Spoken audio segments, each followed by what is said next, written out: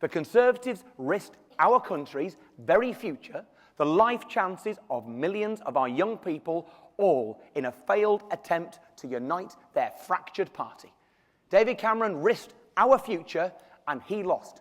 And while he waltzes off to riches and retirement, our country is plunged into economic uncertainty, insecurity, and irrelevance on the world stage. The Tories took the gamble, but Britain will pay the price. What an absolute disgrace.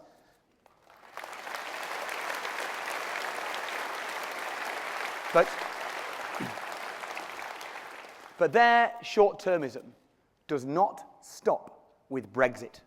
Look at their handling of the refugee crisis. The biggest crisis facing our continent since the Second World War. They did nothing to help right until the point that they thought it was in their short-term interest to act.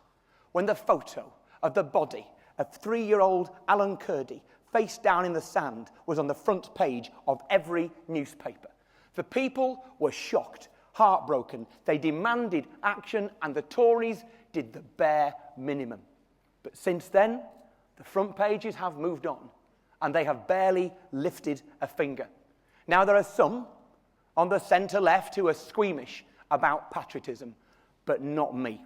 I am proud of my country, and I hate it when my government makes me ashamed. When I was on the island of Lesbos last year, after we'd helped to land a flimsy boat of desperate refugees, I was handing out bottles of fresh water alongside other volunteers. And a few yards away was an aid worker from New Zealand who knew that I was a British politician. And she looked at me and she shouted, Stop handing out bottles of water and take some effing refugees, because that is how Britain is seen, mean and not pulling its weight. And maybe that doesn't bother some people, but it bothers me, because I am proud of who we are. I am proud of who we are.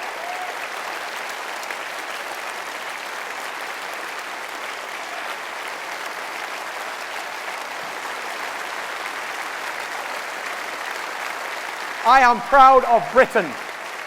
We are always a sanctuary for the desperate, the abused, and the persecuted. And I will not stand by and watch my country become smaller, meaner, and more selfish. That is not Britain. We are better than that. And a year on, the crisis is worse. It is not better. Not that you would ever know it. We don't see those desperate families in the media every day now. We aren't confronted so often with the knowledge that they are just like us and that they need our help. Much to the government's delight, compassion fatigue has set in, the news has moved on.